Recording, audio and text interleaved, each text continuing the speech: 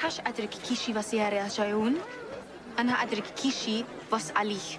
Well, when I started creating the Dothraki language, along with the material that was in the books, which was key, I think the next point was I started to investigate other cultures that had approximately the same level of technology that the Dothraki had. So, for example, there is, or at least there was at one point, no word for book in Dothraki, because the Dothraki didn't have a written form of their language, and they didn't, have paper, they didn't have books, they didn't have anything like that, so it wouldn't make sense for there to be a native term for that.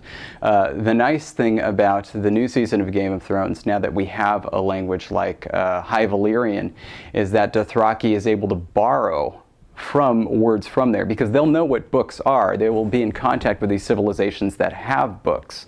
And so what they've done now is they've actually borrowed the word for book from High Valyrian.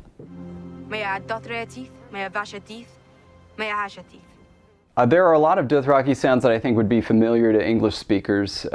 So like, K and G are pronounced pretty much the same as they are in English. But a lot of the sounds that are in the front of the mouth are pronounced with the tip of the tongue, called on the alveolar ridge usually, are pronounced at the teeth.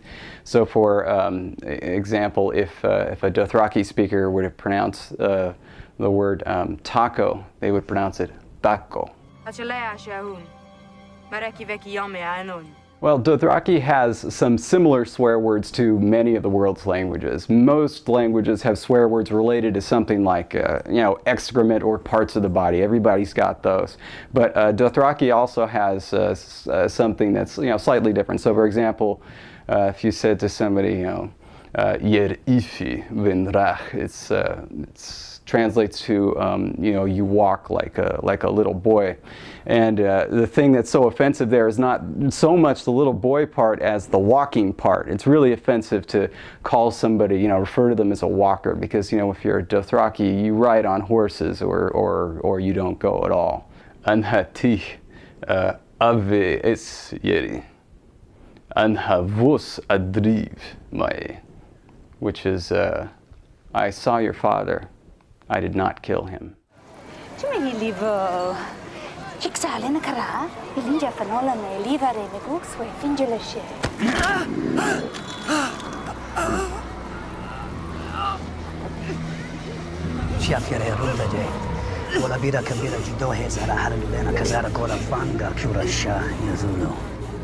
For the languages of defiance, the thing that I was asked to do from the very beginning was that the two main languages I was creating, Erathian and Castithan, had to be audibly distinct from the get-go. And so what I decided to do with them was I decided to make them polar opposites.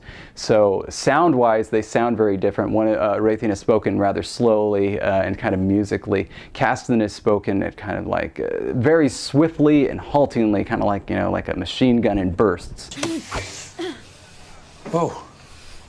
Okay, Haigi. Lemagi kara izushiru tomeke ira shadulu haipaku. Quadinja!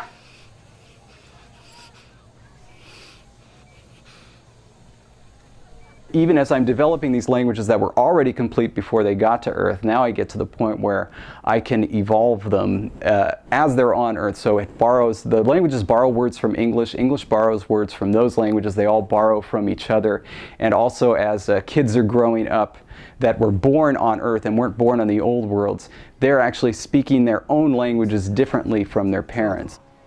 It is the human custom. The most important thing when creating a naturalistic language, at least one that's supposed to appear like it's a realistic looking language, is to include that element of historical depth. Without that, it's just it's just really simple to just produce a fake language, something that doesn't look very authentic. By adding the element of historical depth, you're able to produce something that's authentic, that's realistic looking, and has all the quirks and irregularities of a modern language.